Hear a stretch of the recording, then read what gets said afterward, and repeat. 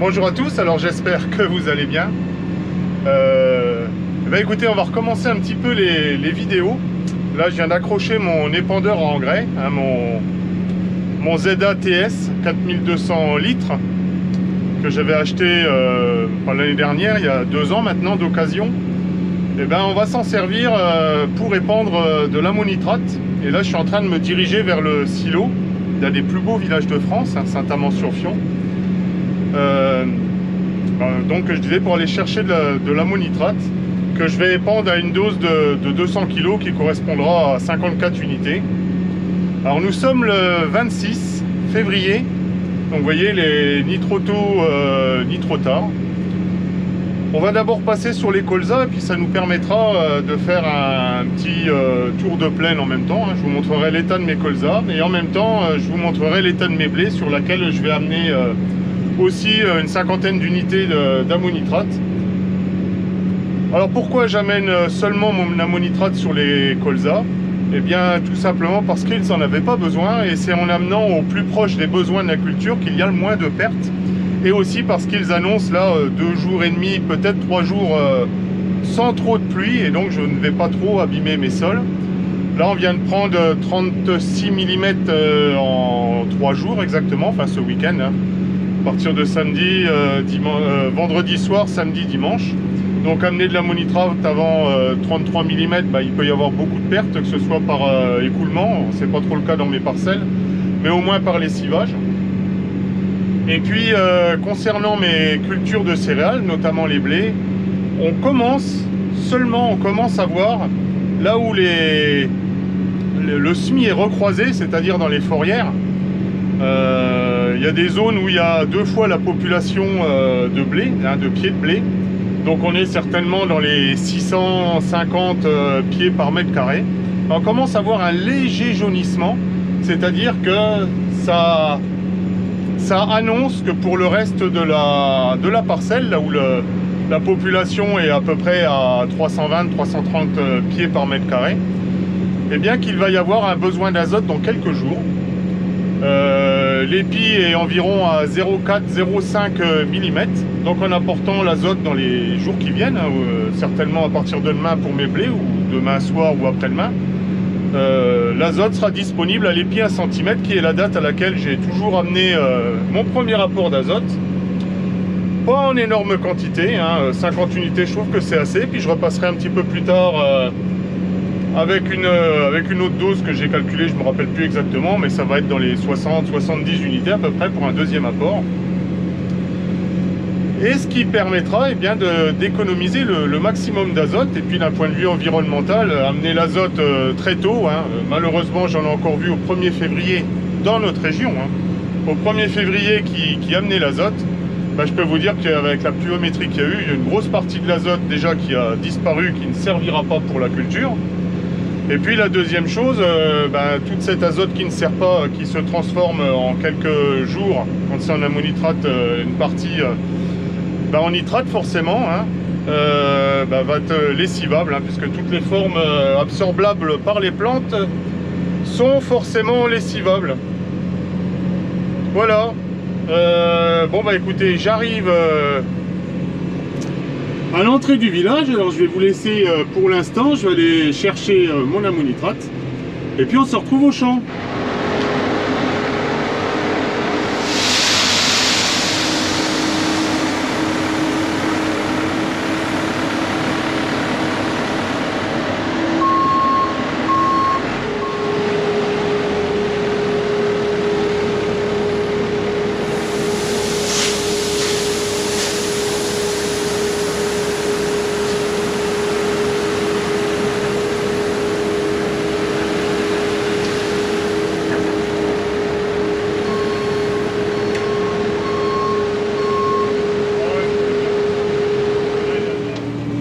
On va bientôt descendre, j'ai bientôt fini la parcelle, une parcelle de 15 hectares 16. Donc c'est ma moins belle parcelle, je vous l'ai déjà montré, mais au sol vous allez voir les petits soucis qu'il y a. Donc j'en profite pour vous montrer là, vous voyez, comme on arrive en pointe, les capacités des nouveaux épandeurs qui ferment, qui tronçonnent.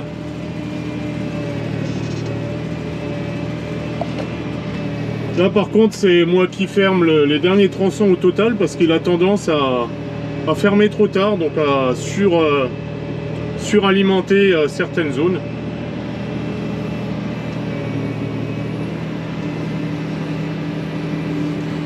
Bon, vous voyez, je suis à 1600 tours au moteur.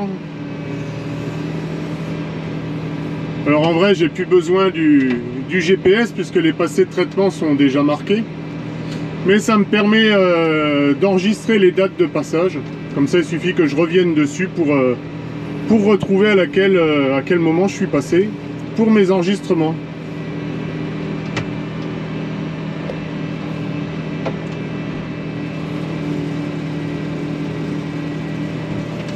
Et on va voir l'écartement là, vous voyez c'est pas encore ouvert.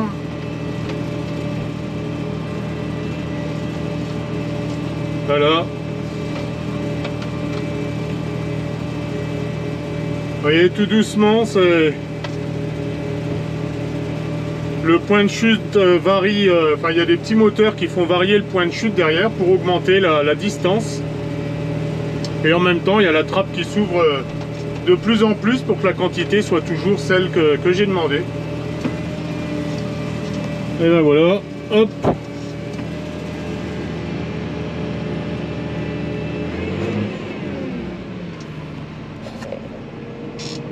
Allez, on va mettre la sécurité. Hop, le frein. On va couper l'hydraulique. Alors on va voir parce que là-dessus du coup j'ai aussi un GPS. Ben voilà. Ça a été colorié en orange. Je sais pas trop pourquoi, mais bon, celui-là je m'en sers pas. Je ne me sers que de celui de ma moissonneuse. Allez, on va aller au sol.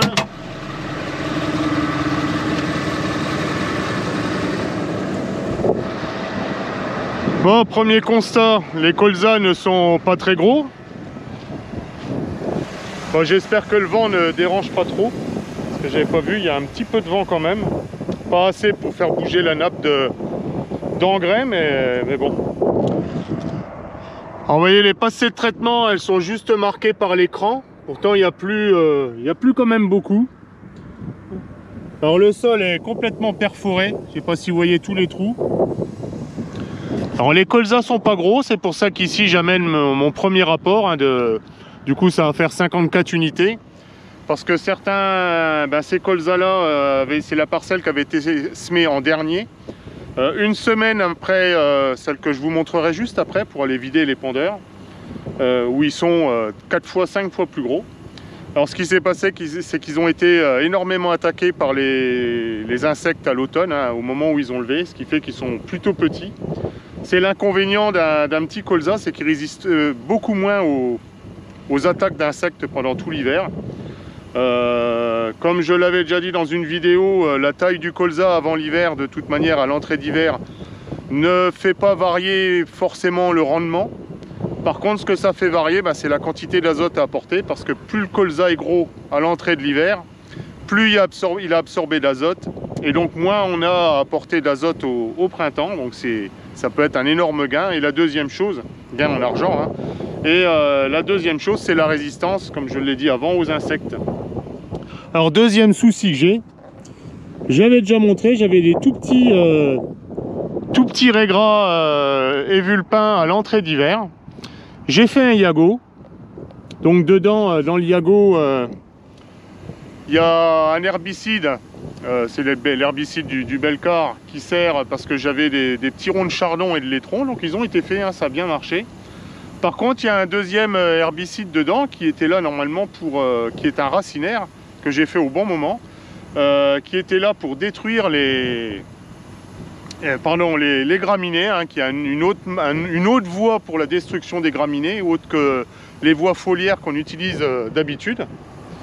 Et malheureusement, on est venu faire le constat. Vous voyez, il y en a encore beaucoup qui ont continué à grossir malgré le traitement. Alors vous voyez, c'est très sale. Alors pourquoi cette parcelle-là réagit ainsi, on ne sait pas du tout.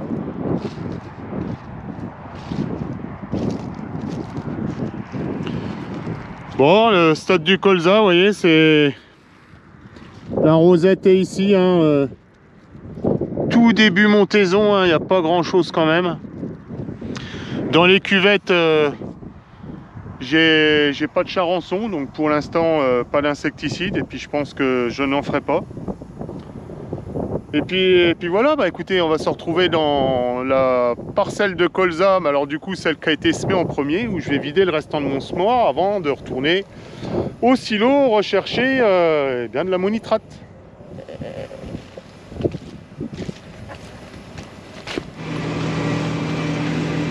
Bon, je pense qu'il n'y a pas besoin de descendre, hein. Du tracteur, vous voyez déjà la taille des colzas. Donc celui-ci était un colza derrière mon orge de printemps. Ça couvre largement le sol.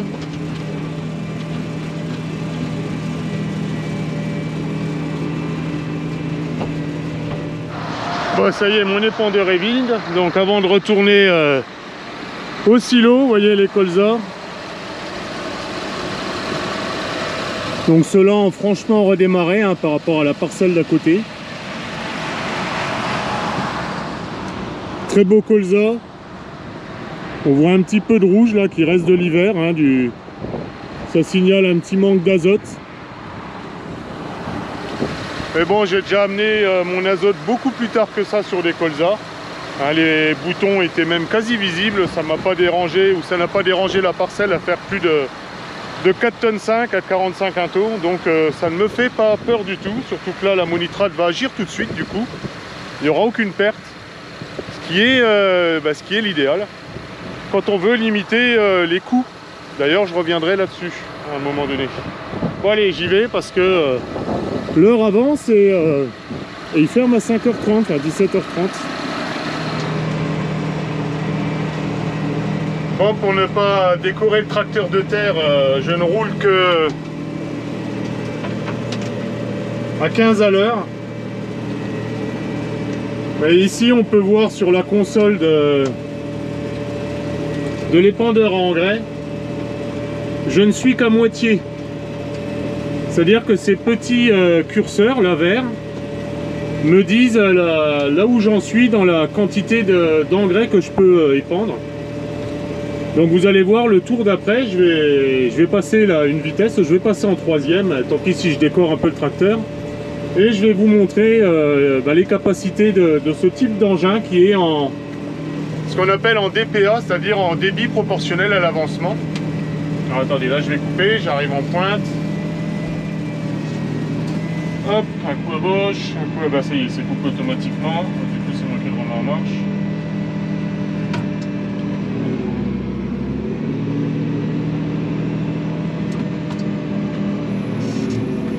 On va aller chercher une autre passée de traitement.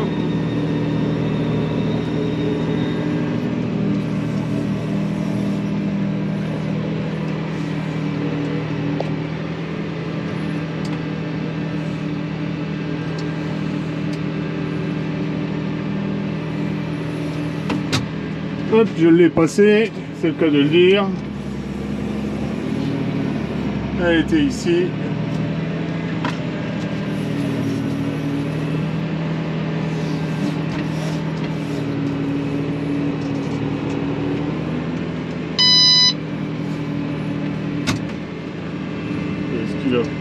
Ah, il m'a fait titre, qu'est-ce que j'ai fait? Ah, j'ai dû couper l'automatisme, donc je recule. Je vais remettre, attendez, je recule avant, sinon il va se remettre en marche. Je remets l'automatisme en marche. D'accord, qu'est-ce qu'il y a qui va pas?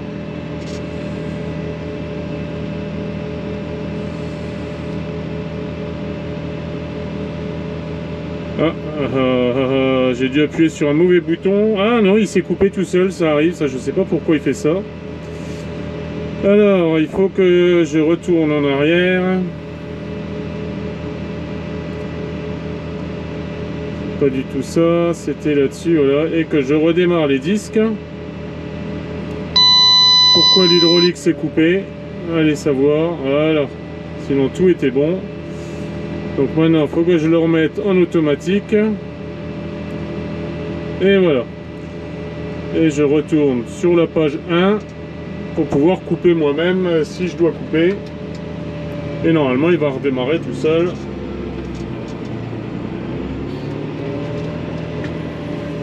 Voilà. Et les tronçons qui se rallument. Et nous sommes à 15 à l'heure. Eh bien nous allons passer en troisième 2 tout de suite. Voilà, là nous sommes à 17 à l'heure. Troisième 3. 22 à l'heure. Alors, comme je vous disais, hein, ça va décorer un peu le tracteur parce qu'à cette vitesse là ça commence à sauter un peu la terre. Et vous voyez, je suis toujours à peine à 3/4. Donc je pourrais, si je voulais, encore accélérer. Mais bon, 22 à l'heure pour épandre de l'engrais. C'est quand même pas mal, hein. Ça change beaucoup de choses parce que l'ancien épandeur, le cune que j'avais, n'était pas en DPA. Et la vitesse maximale à laquelle je pouvais rouler, c'était 12 km/h. Donc je peux vous dire, et c'était 12, hein, il fallait pas bouger. Hein. À 10, forcément, vous épandiez plus, puisqu'il n'y avait rien qui gérait, il n'y avait pas de moteur qui gérait les ouvertures de trappe. Donc si je ralentissais, on va dire que de 12 à l'heure, si je passais à 6 à l'heure, imaginons arriver en pointe, bah, je mettais le double d'engrais. Hop, je coupe. Alors là, du coup, je vais repasser en seconde 3. Voilà, je laisse à 1600 tout. Je vais rouler moins vite, hein, ça sert à rien. Je vais pas gagner grand chose, surtout si après c'est arriver à la maison et puis perdre 5 ou 10 minutes à faire quelque chose. En réalité, je me serais pressé pour pas grand chose.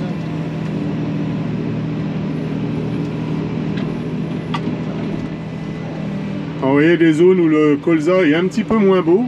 Et cette zone-là, pour ceux qui me regardent depuis longtemps, ça correspond à une zone qui a été détruite lorsque ERDF a changé le pylône là. Hein, je sais pas si vous vous rappelez la vidéo que j'avais faite où ils sont arrivés, ils m'ont saccagé la parcelle. Non, ils m'ont pas saccagé la parcelle. Ils m'ont saccagé la zone pour accéder jusque là. Et vous voyez la zone, on la voit encore. C'est là où les colzas sont vraiment pas beaux. Parce que malheureusement, pour l'histoire, ce pylône était, les câbles du pylône étaient tellement bas que ce soit moi avec la moissonneuse ou alors la Daisy, quand il y avait de la luzernicine, ne pouvait même plus passer sous les câbles tellement c'était bas. Donc ils ont choisi ou pris l'option technique, ça c'est leur boulot, de mettre un pylône à 1,50 m plus haut pour que les câbles électriques soient plus hauts. Bon, voilà pour la petite histoire. Hein, les perdrix qui s'envolent devant, on les voit peut-être pas à la caméra. Bon, par chance, l'ammonitrate ne leur fera rien. Hein, ils vont pas manger, ils mangeront pas l'ammonitrate, hein, ça se nourrit de petits insectes, les perdrix. Bon bah écoutez, je vais pour l'instant vous laisser dans cette parcelle là. Si j'ai le temps, on ira dans une autre parcelle, et si j'ai pas le temps, et ben ça sera sur une autre vidéo. Hop là, j'arrive au bout de parcelle, donc je vais couper. Je pense que c'est comme on règle le point de chute arrière avec, c'est-à-dire que quand on fait la fourrière, je vais vous montrer sur le GPS, vous voyez, ça c'est ma fourrière ici là, vous voyez, je suis en bordure de ma parcelle. Quand je vais repartir ici, il ne faut pas que l'épandeur démarre tout de suite ici parce qu'il va projeter sur un endroit où il y a déjà eu de l'engrais. Donc du coup on règle un indice à l'intérieur pour chaque engrais, à l'intérieur de la console, qui dit, qui dit à l'épandeur il faut démarrer 5 mètres, 10 mètres, 15 mètres, 20 mètres, 30 mètres pour que la nappe arrive à l'arrière juste ici. Et je pense que la valeur que j'ai mise, qui correspond à la valeur que je devais enregistrer, hein, je ne l'ai pas inventé, n'est pas bonne parce que il faudrait que j'aille minimum 3-4 mètres plus loin pour que ça aille. Et de la même façon pour... Ah, bon Dieu.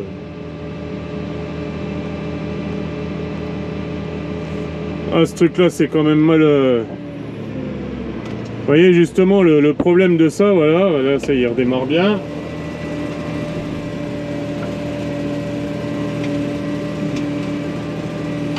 Le problème de ça c'est qu'il faut tout faire à la main des fois parce que justement le point de chute n'est pas bon.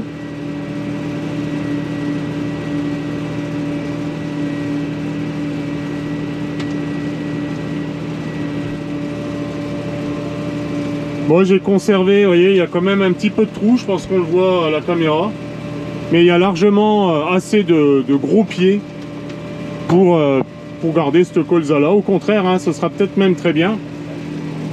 Parce que je trouve que les colzas hybrides, hein, comme ce sont des hybrides, on les sème. Alors ici, j'ai dû les semer à 38 grains par mètre carré, donc 38 pieds par mètre carré, en espérant en obtenir une trentaine sorties hiver.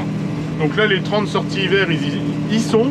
Et le souci que je constate souvent, c'est que quand c'est trop serré, hein, j'ai semé il y a très longtemps des colzas à 45 pieds, des hybrides, pardon, à 45 pieds par mètre carré, voire 50 pieds par mètre carré, ne sachant pas qu'il fallait les semer beaucoup plus clairs.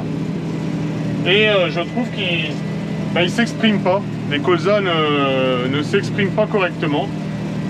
Ils branchent pas assez. Enfin, c'est pas ce qu'il leur faut. Alors que quand on a des colzas à 30 pieds, voire 25 pieds correctement répartis, et bien le colza franchement s'exprime très bien, et c'est souvent là où l'hybride on obtient le maximum de son potentiel. Donc dans notre région, hein, je ne vais pas parler des rendements que je fais, dans notre région on a des capacités à faire 5 tonnes 5 voire 6 tonnes en colza les bonnes années. Donc les bonnes années elles n'arrivent pas tout le temps. L'année dernière, la preuve, hein, on pensait que c'était une bonne année, mais malheureusement la floraison a été tellement courte que les graines étaient toutes petites, le PMG était ridicule, et tout ça a fait que le rendement était plutôt moyen, puisqu'on a tout juste atteint les 4 tonnes, ce qui est déjà très bien, hein, on va pas se plaindre là-dessus, mais il y avait largement un potentiel de beaucoup plus. Bon bah allez, je vous laisse là-dessus pour l'instant. Je vous dis à la prochaine vidéo qui normalement devrait arriver assez vite, puisque maintenant je suis reparti dans le boulot, sachant que en plus j'ai un de mes employés que vous avez déjà vu, un Gaëtan, qui a choisi de prendre une autre destination, puisque maintenant il devient commerçant. Peut-être qu'un jour je vous présenterai sa boutique, commerçant avec sa maison, sa maman pardon, sur Vitry-le-François. Donc il me l'a appris il y a un mois. Je savais déjà qu'il ne referait pas les vendanges et qu'il ne ferait pas la moisson avec moi, donc ça allait. Mais par contre, pour tout ce qui est les travaux de printemps, donc la préparation pour les semis de printemps, les épandages d'engrais dans les vignes, les épandages, le désherbage dans les vignes, enfin tout ça, c'est moi qui vais pour l'instant tout faire. Mais bon, c'est tout, hein, on va s'en sortir, on y arrive toujours. Bon allez, ce coup-ci, je vous laisse là-dessus. Je vous souhaite une bonne semaine, mais je pense beaucoup moins. Et puis je vous dis à bientôt. Puis surtout, ça fait toujours plaisir. Hein, n'hésitez pas, le pouce bleu, commentez. Hein, quand j'ai le temps, je lis tous vos commentaires. Ça, c'est une chose qui est sûre. J'ai pas tout le temps de commenter, parce que souvent, je lis ça avec... quand j'ai le GPS d'installer et puis l'autoguidage, je lis ça avec mon téléphone. C'est pas facile à taper... des messages sur le téléphone, pas du moins pour moi, mais voilà. Et puis abonnez-vous. Allez, bonne semaine à tous, salut.